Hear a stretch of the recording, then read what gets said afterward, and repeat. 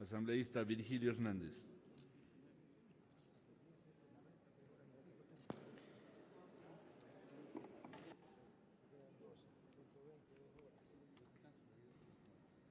Ya.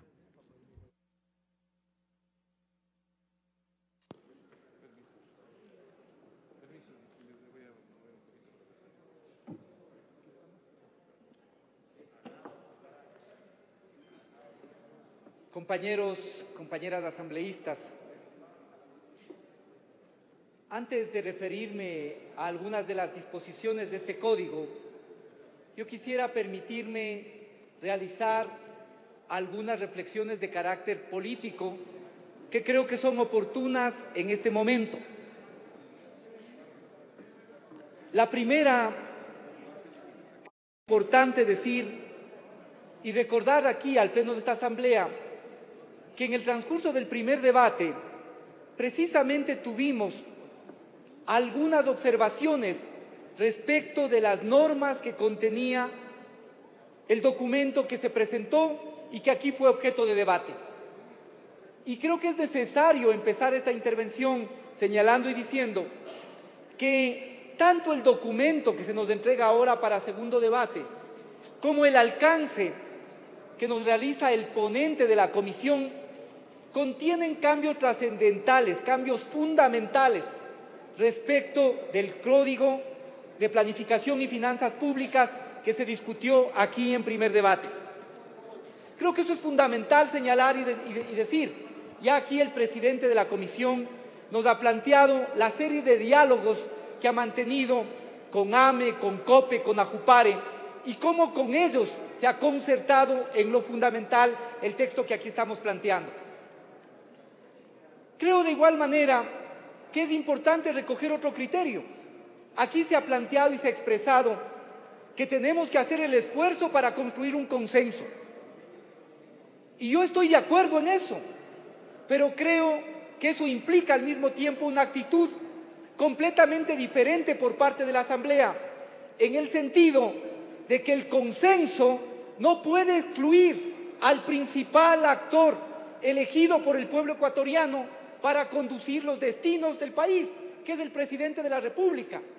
Por lo tanto, los consensos que se logren en la Asamblea tienen que incluir necesariamente también a quien el pueblo ecuatoriano le confió la responsabilidad de elegir el país, de dirigir el país. Solo así vamos a poder lograr que efectivamente la Asamblea cumpla con un papel de corresponsabilidad, no con el gobierno, sino con los grandes objetivos del país. Creo que esto es importante señalar y decir. Un tercer elemento que me gustaría plantear, colegas asambleístas, es que cuando aquí se habla del diálogo, el diálogo tiene un componente fundamental, y es que el diálogo implica sobre todo una actitud, y esa actitud es moverse. Cuando yo dialogo con otro, yo no estoy buscando que el otro acepte mis planteamientos, ni tampoco yo estoy buscando ni someterme a lo que el otro me plantea.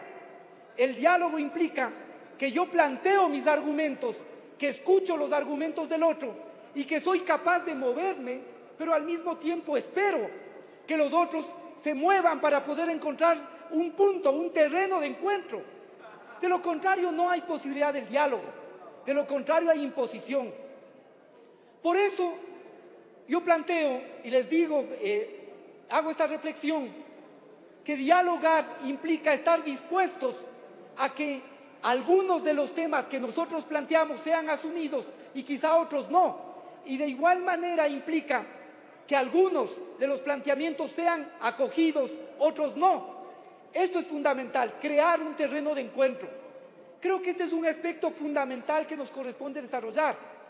No podemos, a pretexto del diálogo, poder manifestar o poder únicamente ratificarnos en nuestras posiciones sin estar dispuestos a encontrar ese camino de acercamiento. Esto creo que es fundamental señalar. Y una cuarta reflexión que me permitiría hacer antes de abordar algunos de los elementos que aquí están en el tema, el debate, es decir, que tan fatal para la Asamblea como puede resultar la muerte cruzada, Tan fatal como eso es la muerte lenta. Es decir, que la Asamblea no sea capaz de procesar efectivamente las leyes, que la Asamblea no sea capaz de cumplir con los objetivos para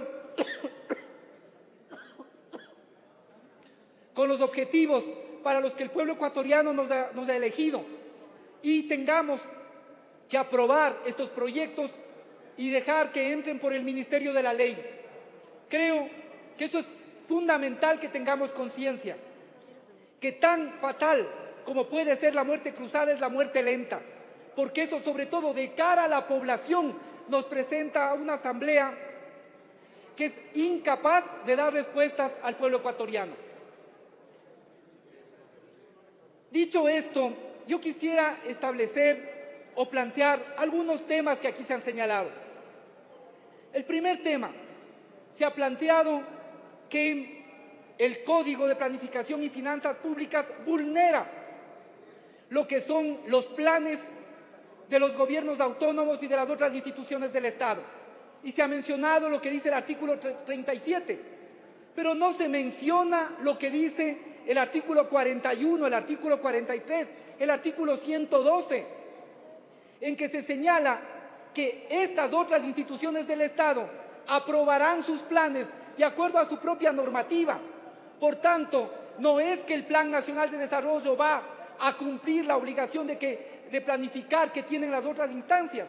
Todo lo contrario, el plan lo que va a hacer es establecer unas directrices para poder articular los planes, pero cada uno de esos planes, conforme dice el propio artículo 112, tiene que aprobarse de acuerdo a la legislación que está establecida para cada uno de estos entes. Y quiero plantear también un aspecto político. Aquí se ha señalado y ha habido reparos tanto respecto de cómo se aprueba el plan y también respecto de la conformación del Consejo Nacional de Planificación. Yo quiero plantear algo. Si el pueblo ecuatoriano, en un régimen presidencial, elige a un presidente de la República, es ese presidente el que tiene la responsabilidad que su programa de gobierno se convierta en plan, porque para eso le eligió el pueblo ecuatoriano. De lo mismo digo de los gobiernos autónomos. Yo no creería, aunque esté en otra línea opuesta, que por ejemplo el alcalde de Guayaquil no tenga el derecho de poder establecer las directrices fundamentales de ese plan, porque él responde al mandato que le dio la ciudad de Guayaquil. Por lo tanto, es absolutamente coherente y adecuado que el Plan Nacional de Desarrollo sea propuesto desde la instancia del Ejecutivo y que básicamente el Consejo Nacional de Planificación pueda también el Ejecutivo tener la dirimencia que le permita establecer los grandes lineamientos para la planificación del Estado. Eso me parece que es central. No es que aquí a través de la ley le estamos dando el predominio al Ejecutivo. No, le dio el pueblo ecuatoriano cuando el pueblo ecuatoriano vota por una propuesta. Los procesos de elección o los procesos a través de los cuales se eligen no solo son jornadas de elección. Los procesos y estas jornadas democráticas también son procesos de selección. Y por lo tanto el pueblo ecuatoriano distingue entre varias ofertas y dice: esta propuesta yo quiero, y esa propuesta tiene el derecho político legítimo de transformarse en plan. De tal manera que en ese sentido yo defiendo claramente tanto la conformación del Consejo Nacional de Planificación cuanto el derecho que tienen los ejecutivos, no solo del Gobierno Nacional, sino de todos los gobiernos autónomos descentralizados, para poder proponer el plan y los lineamientos fundamentales.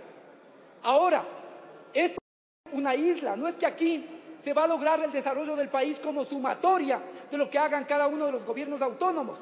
Por eso es necesario que el Plan Nacional al mismo tiempo articule, coordine con los planes de los gobiernos autónomos, de las otras funciones del Estado, y al mismo tiempo pueda ser indicativo para el sector privado, porque estamos buscando construir como país una propuesta de desarrollo. Me parece que esto es fundamental. Le queda un minuto, asambleísta. Gracias, señor presidente. Entonces, creo que esto es central volver a ratificar y decir: es el pueblo ecuatoriano, no ninguna ley, la que le está dando la posibilidad y el derecho de que puede elegir. Ahora, que ese plan tiene que ser de acuerdo a lo que dice la Constitución, tiene que ser participativo, tiene que integrar a los gobiernos autónomos centralizados, tiene que cumplir lo que dice el artículo 279 y el artículo 100 de la Constitución. Correcto, tiene que cumplir esas características. Y este plan y esta propuesta lo que está haciendo es generando un mérito fundamental, que es articular el presupuesto con el plan. Aquí en el transcurso del texto se deja claro, absolutamente claro, en el propio artículo 112 se deja claro que las proformas, por ejemplo, las proformas que no están en el presupuesto general del Estado, por lo tanto, los presupuestos del IES, los presupuestos de los gobiernos autónomos centralizados, son otras subcuentas que están en la cuenta única. Y por lo tanto, concluyo, señor presidente, y por tanto, eso va a ser estrictamente respetado, pero estamos logrando articular lo que es el presupuesto con el plan. Yo finalmente, colegas asambleístas, les quiero insistir en esta reflexión. Se han hecho esfuerzos inmensos para avanzar. Creo que es correcto que todos nos movamos, que todos salgamos de nuestro punto de encasillamiento y encontremos un terreno común. Y yo quiero también, así como nos hacen llamados a país, hacerle un llamado a la oposición. Y a la oposición yo quiero decir que no pongo jamás a todos en el mismo saco, que hay una oposición que nos aporta con sus ideas, que es crítica, que nos aporta con sus ideas, pero que al mismo tiempo está comprometida, no con el presidente, no con el movimiento país, sino con los objetivos del país. Hay otros sectores de la oposición que juegan a la conspiración, de la que no esperamos nada, pero sobre todo quiero llamar e insistir a esos sectores de la oposición política democrática que nos ayudan a mejorar los procesos de ley, pero al mismo tiempo piensan en el país y piensan que tenemos una obligación fundamental como Asamblea. Muchas gracias.